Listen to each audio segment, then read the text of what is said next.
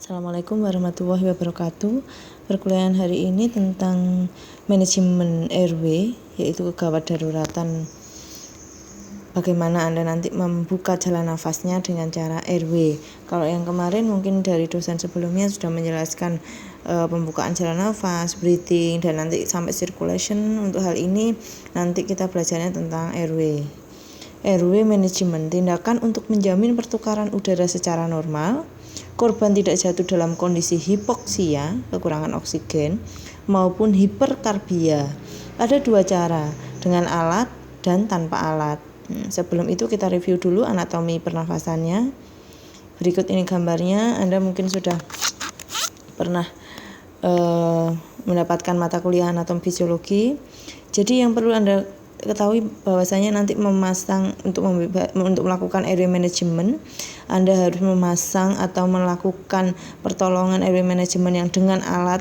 Anda pasang alatnya itu ada yang nasofaring, ada yang melalui orofaringeal, ada yang mungkin Anda melakukannya tanpa alat, faring, laring, trakea, dan sebagainya. Nah, ini pada bayi, ini pada dewasa, berikutnya pada bayi. Pada bayi sama, jadi ini ada nasal untuk hidungnya, jadi ini paru-paru. Langkah pertama apa? Langkah pertama bahwasannya kita harus menilai dulu jalan nafasnya. Jadi langkah awal adalah look, listen, feel. Apa itu look, listen, feel?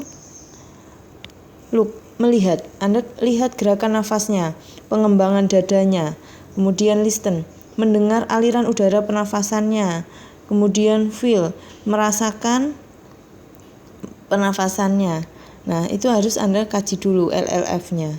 Look, listen, feel. Nah, kita belajar jenis obstruksi jalan nafasnya. Ada obstruksi jalan nafas.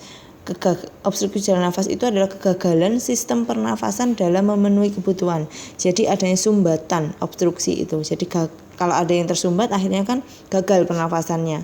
Metabolik tubuh akibat sumbatan saluran nafas bagian atas dari hidung sampai percabangan trakea. Nah, obstruksi jalan nafas ini sering menyebabkan gagal nafas. Nah, ini membebaskan jalan nafas atau airway management ini ada yang tanpa alat. Jenisnya kalau tanpa alat apa saja? Ada head-till, chin lift, jaw thrust, cross finger, obstruksi total, Heimlich maneuver, back blow, dan chest thrust. Ini dengan alat, oropharyngeal tube, nasopharyngeal tube. Nah, ini tanpa alat. Tanpa alat.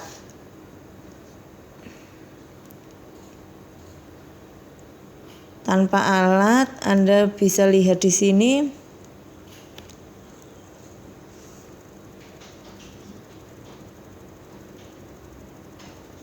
Dilakukan bila jalan nafas tertutup oleh lidah pasien. Ini peragaan head-till.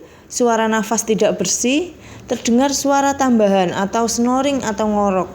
Letakkan satu telapak tangan di dahi pasien dan tekan ke bawah sehingga kepala menjadi tengadah dan penyangga leher tegang dan lidah pun terangkat ke depan. Jadi didorong kepalanya ke belakang. Ini namanya head-till yang perlu Anda lihat. Jadi tangan kita ada di dahi, ditarik ke belakang. Ini head-till. Nah, ini nanti chin lift dan ini jaw thrust. Kita baca satu-satu. Chin lift dilakukan dengan maksud mengangkat otot pangkal lidah ke depan. Gunakan jari tengah dan telunjuk untuk memegang tulang dagu pasien. Ini ya. Kemudian angkat dan dorong tulangnya ke depan. Jaw thrust. Dorong sudut rahang kiri dan kanan ke arah depan sehingga barisan gigi bawah berada di depan barisan gigi atas. Nah, ini pada bayi seperti ini pada dewasa, pada bayi ya. Nah, ini gambarnya. Jadi paha penolong itu menjepit kepalanya, dilakukan jaw thrust ya. Head-till seperti ini tadi, chin lift ini, neck lift, tapi tidak diberlakukan untuk yang ada patah lehernya. Tanda-tanda adanya sumbatan, ada suara tambahan, berkumur atau gargling. Penyebabnya ada cairan di daerah hipofaring. Cara mengatasinya bisa nanti kita lakukan finger sweep atau disuction, disedot ya. Biasanya kita dengar lagi mendengkur atau bahasa medisnya itu snoring. Berasal dari sumbatan pangkal lidah. Bisa diatasi dengan chin lift, jaw thrust, dan dilakukan pemasangan orofaring dan nasofaring atau bisa sampai pemasangan endotrakea. Stridor atau crowing, sumbatan di plika vokalis, cara mengatasinya dengan krikotirotomi dan trakeotomi. Nah ini caranya cross finger atau sweep finger tadi. Menggunakan ibu jari dan jari telunjuk yang disilangkan dan menekan gigi atas dan bawah. Nah, ini ada lagi namanya back blow dan abdominal thrust. Ini back blow ya. Ini back blow, ini abdominal thrust. Untuk penderita sadar dengan sumbatan jalan nafas parsial boleh dilakukan tindakan abdominal thrust. Jadi ini kan abdomen ya. Jadi perut tarik, dihentakkan, bantu tahan penderita tetap berdiri atau condong ke depan dengan merangkul dari belakang. Ya. Back blow dan abdominal thrust ini bisa disebut juga dengan Heimlich maneuver. Heimlich maneuver abdominal thrust pada korban yang tidak sadar tidak dianjurkan lagi. Ya, karena nggak bisa pasti berdiri kalau sudah nggak sadar ya. Langsung dilakukan RJPO atau pijat jantung nafas buatan apabila korban akhirnya jatuh tidak sadar. Nah, selanjutnya dengan alat. Ini alatnya. Ada nasopharyngeal tube ya.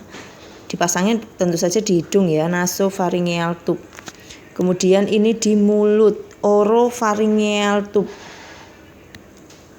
Nah, sudah, nanti pemasangannya nanti bisa lihat di modulnya ya. Bagaimana caranya memasang dan lain sebagainya di link saya satunya itu. Oke, terima kasih. Selamat belajar. Assalamualaikum warahmatullahi wabarakatuh.